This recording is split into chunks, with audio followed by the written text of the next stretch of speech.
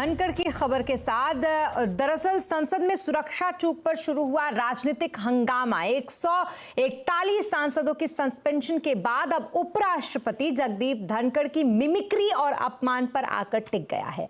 आज एनडीए के सांसदों ने राज्यसभा में जगदीप धनखड़ के साथ समर्थन जताने के लिए खड़े होकर कार्यवाही में हिस्सा लिया। धनखड़ ने कहा कि वो संसद और उपराष्ट्रपति पद का अपमान बर्दाश्त नहीं कर सकते हैं। वहीं कल से लेकर आज तक देश की राष्ट्रपति द्रौपदी मुर्मू, प्रधानमंत्री नरेंद्र मोदी और लोकसभा अध्यक्ष ओम बिरला से लेकर सत्ता पक्ष के तमाम बड़े नेता इस पर बयान दे चुके हैं। राष्ट्रपति द्रौपदी मुर्मू ने एक पोस्ट में लिखा कि जिस तरीके से संसद में उपराष्ट्रपति का अपमान किया गया, इससे वो आहत हैं। वहीं प्रधानमंत्री ने जगदीप धनखड़ से फोन पर बातचीत की और विपक्ष के व्यवहार पर दुख जताया। लोकसभा स्पीकर ओम बिरला ने उपराष्ट्रपति से मुलाकात करके अपना समर्थन उनको जताया। तो वहीं आज संसदीय कार्य मंत्री ने उपराष्ट्रपति से कहा कि एनडीए सांसद उनके सम्मान की लड़ाई जारी रखेंगे।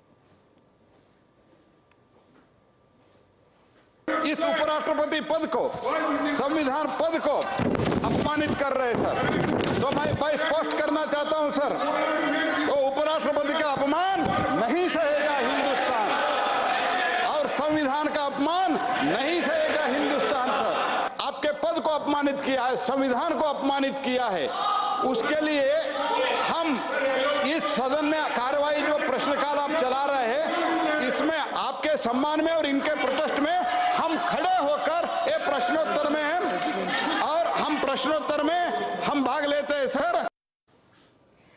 वहीं जो ज्यादातर विपक्षी नेता थे वो तो कल्याण बनर्जी का बचाव करते हुए दिखे। कांग्रेस के नेता अधीर रंजन चौधरी ने कहा कि मिमिक्री जगदीप धनखड़ की हुई है, उपराष्ट्रपति की नहीं। इतने ऊंचे पद पर बैठे आदमी का जाति की बात करना शोभा नहीं देता। तो वहीं उपराष्ट्रपति की मिमिक्री करने वाले टीएमसी सांसद कल्याण बनर्जी ने कहा कि उनका मकसद राष्ट्रपति को अपमान करना नहीं था। इसी तर्ज पर कल्याण बनर्जी ने यह भी कहा कि मिमिक्री एक कला है। लोकसभा में प्रधानमंत्री भी मिमिक्री कर चुके हैं। I have never any intention to hurt anyone. Dhankar Sahab is also in my profession. He is a senior than me. I have a great respect for Dhankar ji. Mimicry has been done by also the Honorable Prime Minister in the Lok Sabha itself. I can show you. I can show you the video. He has done it in the last term in 2014 to 2019 in the Lok Sabha itself. But everyone has taken it as okay, not seriously. तो वहीं कांग्रेस अध्यक्ष मल्लिकार्जुन खड़गे ने पूरे मामले को जाति से जोड़ने पर आपत्ति जताई है। खड़गे ने कहा कि सभापति का काम दूसरे सदस्यों को संरक्षण देना है, लेकिन वो खुद ही इस तरीके का बयान दे रहे हैं।